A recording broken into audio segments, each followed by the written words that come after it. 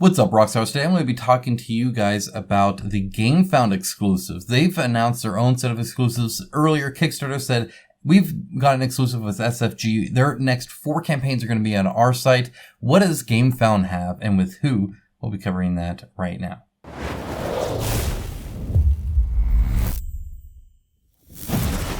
Now, this is going to be a fairly quick video because it's going to be fairly factual based. I will have a little bit of opinion you're going to hear, but I do want to clarify something here. I'm going to have what their article says, and we're going to cover that kind of real quick. I then actually went and reached out to Alex Radcliffe, which is the CMO of Gamefound and the author of the article itself, and he was gracious enough to respond to my inquiries. And so I have that available for you guys as well. We'll be going over that to add some more detail, a lot more information than what we're going to find at first. So that'll be at the end of the video here. So for starting things out, they released on their blog, Gamefound announces exclusive Pledge Manager cooperation with renowned publishers along with opening a new Pledge Manager service. So I have it highlighted here. We're excited to announce a new partnership with Archon Studio, Corvus Belly, Flat Out Games, Gink & Son, Open Owl Studios, and Van Ryder Games, and their exclusive use of Gamefound as their pledge manager of choice.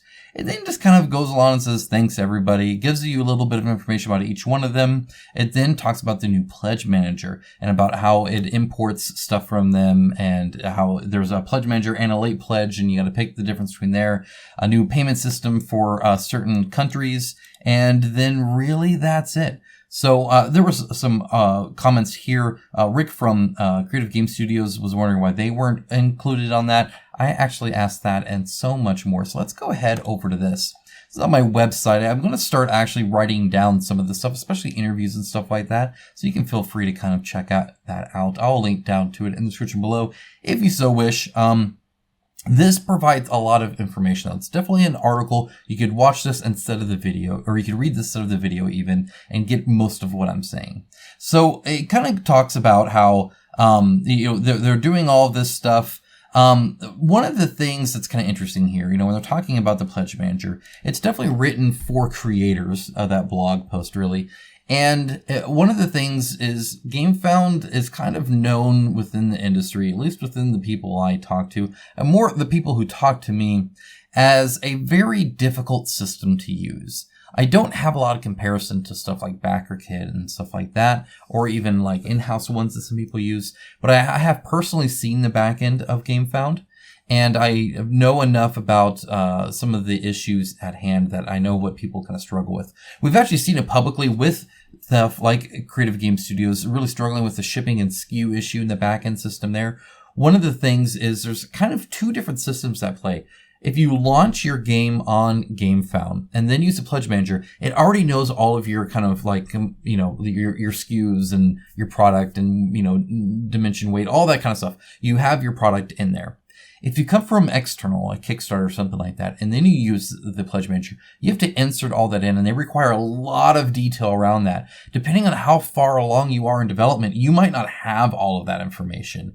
And then putting them in and grouping them and making, different stuff there and setting things, the UI and UX of it, it can just be kind of a mess. I actually sat on with a developer for an hour and a half as we both tried to look in the back-end system of Gamefound to try and see how to do something, just to find out that it was like invisible. Like it literally wasn't visible to them. So they had read something that was possible that wasn't possible to them. And it's that sort of odd functionality and where do I go to find option X or Y or do this or that can really be a struggle. Now, what they're saying here is essentially we've really worked on streamlining that and making it easy, especially that onboarding. Again, that hard part of bringing in your data from outside of Gamefound into Gamefound to use as a pledge manager has traditionally been more difficult than just launching on Gamefound because they require less information when you launch it there. So that is really cool to see that they've improved that. I think that's awesome. And I think we all win from that because a lot of that can involve bad shipping prices and stuff like that. It all drives that. So getting better tools for the developers, positive. But let's talk a little bit about the exclusives because, again, I just covered already that Kickstarter and SFG partnered for the next 4 campaigns of them to have an exclusive thing there. And now Gamefound comes out with this exclusive here. Now, first of all, it takes a long time to write a contract, get everybody on board with it, hash out all the details, stuff like that. This was done long before Kickstarter announced that. But it is interesting that they announced this so soon afterwards. I actually went ahead and spoke to Alex and had some questions, and he was gracious enough to answer. So let's go ahead and read through that. So my first question was, how long is this deal? It says exclusive. Is it a timed exclusive? How long is it? He said that it varies by company, and they haven't confirmed what they're comfortable saying yet, but they're generally shorter in the range of 2 years. So not necessarily 2 years, but in the range of 2 years. 2 years. And notice they said generally. In fact, but I'll keep it general because I don't know which creator's mind. So in other words, they all have their own kind of contract. This is not some universal, you sign on, you get this contract, you're now under contract with Gamefound. It's very much a custom-based thing is kind of what it sounds like to me. I asked, what does it benefit for the companies to sign on to exclusive, and is it open to more who want to sign up, assuming the benefits are enticing? Is it a cash incentive? Is it a priority support, custom code work, premium ad space, something else? What is it that they're getting? He said, again, I'll keep it somewhat vague because of the nature of the companies, but the idea of the exclusivity is that it allows us to offer certain perks to the creator which benefits them, and in return, we don't have to worry about chasing or keeping their business quite as much, which benefits Gamefound, and ideally, customers benefit.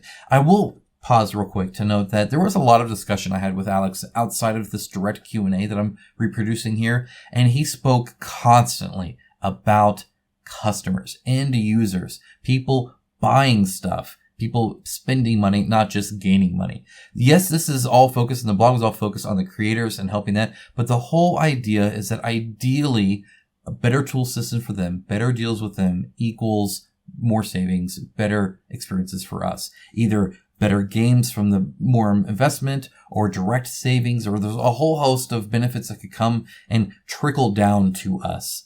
Whether or not they will, it's kind of up to the creators, but the Gamefound can at least control this side of things. So that's kind of what they're doing here. So for example, if we gave a creator a lower rate, so that's kind of one example of something that they could do. They have lower margins, and whether or not that gets passed onto the customers in any way we can't control. But at the very least, I know that people were concerned when Gamefound raised rates that customers would carry that burden. Yes, that was something I actually worried about, that essentially the bucks passed to the end user, right? And this, at the very least, removes some of that pressure. So that's good to see.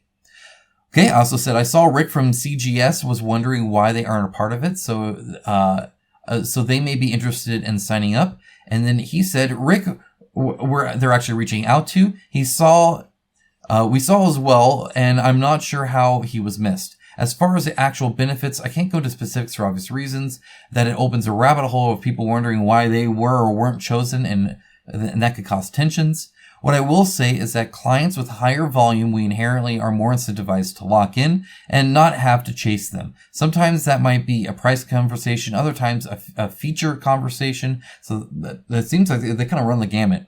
Extra marketing, etc. I can't comment specifics, only generalities. So one thing to note there is that they're really focused here on, because it's only 2 years, that if you're just launching one game in that 2 years, there's no really exclusion there. You either pick it or you don't, right? This is for companies that are right now, for whatever reason, at a place where they're going to be launching multiple campaigns over the next couple of years. So a high use case there. So a lot of the more indie people, or people who aren't going to be launching a whole lot, probably aren't going to be getting this. Now, there could be a lot said about, okay, well, who's on the end club versus not, and they get better deals, and whatever that might be. I don't know how that's all going to kind of hash out in the end.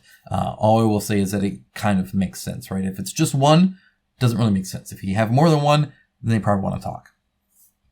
Have you thought of getting exclusivity for campaign and not just pledge manager in response to Kickstarter and the SFG deal? His response was, we would love to lock in exclusivity for campaigns, but we don't heavily push it. We want creators to feel open in trying us and not feel it's a locked in decision. It might be something we explore more one day, but I'm unsure.